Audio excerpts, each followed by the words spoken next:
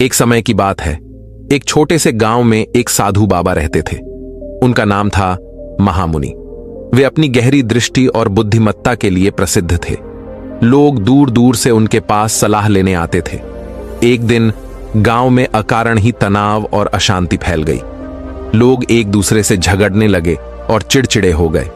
गांव के मुखिया ने महामुनि से अनुरोध किया, हे महामुनि, कृपया हमारे गांव को इस अशांति से मुक्त करने का उपाय बताएं। महामुनि ने मुस्कुराते हुए कहा, मैं तुम्हें 4 आदतें सिखा सकता हूं जो तुम्हारे जीवन में शांति और संतोष लाएंगी। यदि तुम इन्हें अपनाओगे तो तुम्हारी समस्याएं कम हो जाएंगी। पहली आदत, मौन रहना।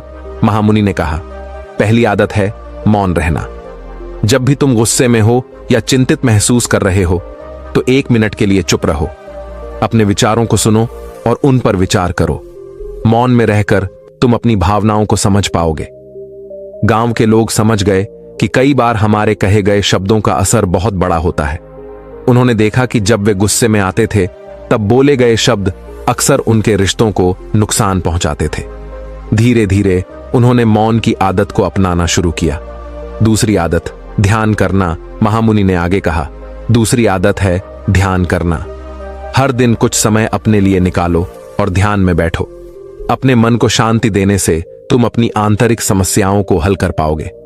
गांव वालों ने इस पर ध्यान दिया और सुबह सुबह उठकर ध्यान करने लगे। कुछ ही दिनों में उन्होंने महसूस किया कि ध्यान करने से उनके मन में शांति और संतोष आया। उनका मन भटकने के बजाय स्थिर हो गया। तीसरी आदत, करुणा रखना। फिर महामुनि ने कहा, तीसरी आदत है करुणा। दूसरों के प्रति करुणा रखना सीखो। जब तुम दूसरों की भावनाओं को समझोगे तो तुम अधिक शांत और संतुष्ट रहोगे। गांव के लोग अब एक दूसरे की समस्याओं को समझने लगे। जब किसी का मन दुखी होता तो दूसरे लोग मदद करने के लिए आगे आते।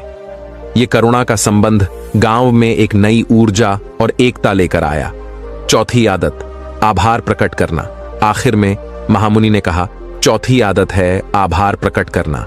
हर दिन अपनी जिंदगी में छोटे छोटे सुखों के लिए आभार व्यक्त करो। इससे तुम सकारात्मकता की ओर अग्रसर होगे।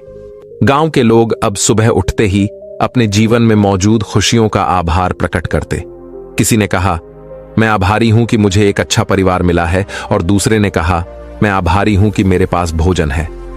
इस तरह के विचारों से गांव में सकारात्मकता फैलने लगी। नतीजा, कुछ समय बाद गांव में शांति और सामंजस्य का वातावरण लौट आया।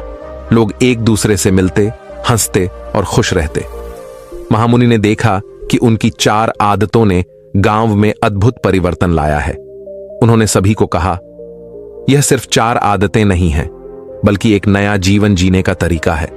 जब तुम इन्हें अपनी जिंदगी में अपनाओगे तो तुम हमेशा शांति और संतोष का अनुभव करोगे।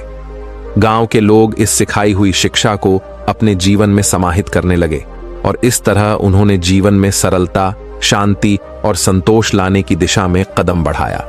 इस कहानी से हमें यह शिक्षा मिलती है कि अपने जीवन में थोड़ी सी सकारात्मकता, ध्यान और करुणा से हम अपने मन की अशांति को दूर कर सकते हैं और एक सुखद जीवन जी सकते हैं।